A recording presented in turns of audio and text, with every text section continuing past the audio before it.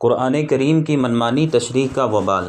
قرآن حکیم اللہ تعالیٰ کا کلام ہے، اس کے کسی بھی لفظ یا حرکت میں جان بوجھ کر تبدیلی کرنا سخت گناہ ہے۔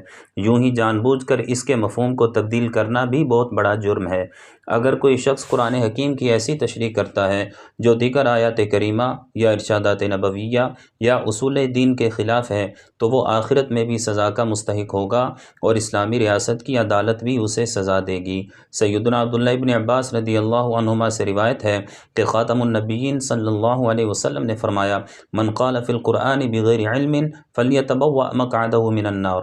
جو شخص علم کے بغیر قرآن کی تفسیر کرے وہ جہنم کو اپنا ٹھکانہ بناتا ہے۔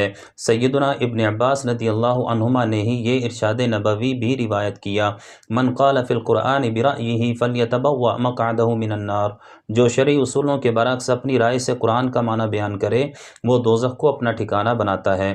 ہمارے دور میں فتنہ پرور لوگ ایسے بے لگام ہوتے جا رہے ہیں کہ جس کا جو جی چاہتا ہے بکنے لگتا ہے۔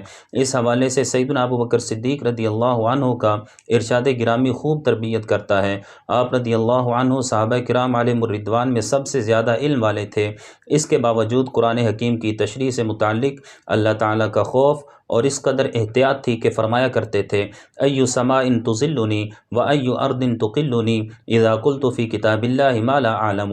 یعنی اگر میں قرآن حکیم سے متعلق وہ بات بیان کروں جو مجھے معلوم نہیں تو زمین و آسماں میں مجھے کہیں پناہ نہیں ملے گی۔ ان احادیث و روایات میں جہاں فتنہ پروروں کے حق میں سخت وعید ہے وہاں ان لوگوں کے لیے بھی سبق ہے جو قرآن و حدیث سے متعلق بات کرتے ہوئے احتیاط سے کام نہیں لیتے۔ مکمل تحقیق کے بغیر قرآن و سنت کی تشریح کرنا سخت جرم ہے۔